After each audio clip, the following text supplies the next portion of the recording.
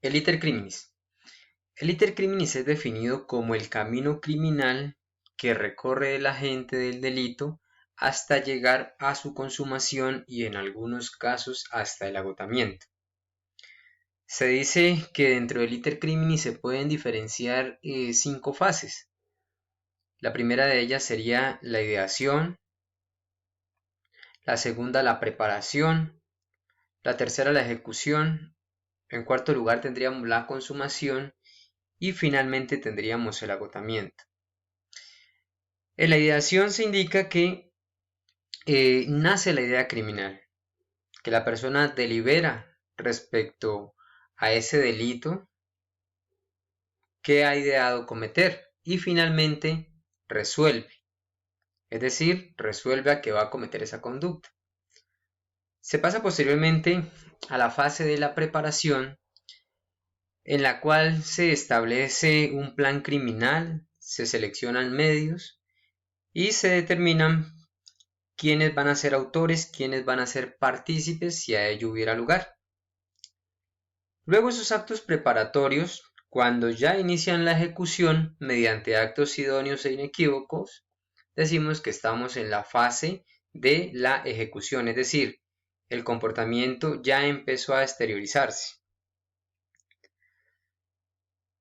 Mediante actos, repito, idóneos e inequívocos.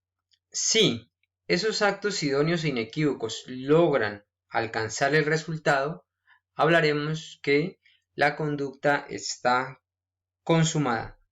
Si el comportamiento empezó a desarrollarse, es decir, a ejecutarse, y a pesar que los actos sean idóneos e inequívocos, pero por circunstancias ajenas a la voluntad de la gente, no logra la consumación, quedaremos bajo la figura de la tentativa.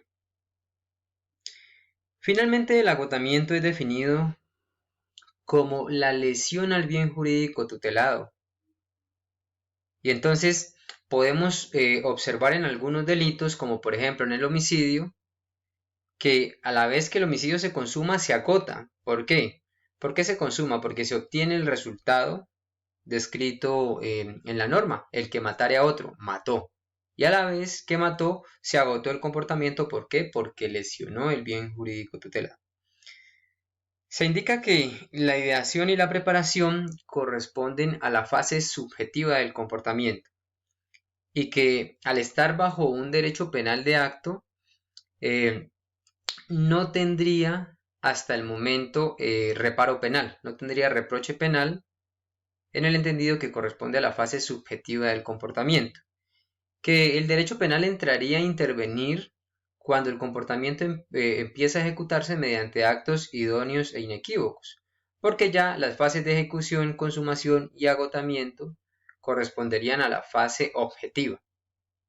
Ya se exteriorizó ese comportamiento como tal.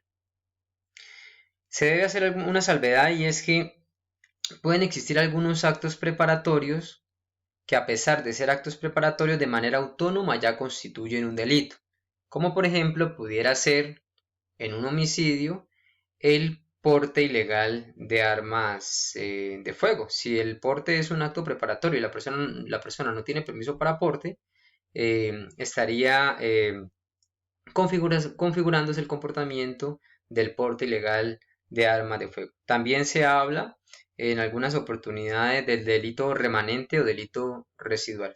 Muchas gracias.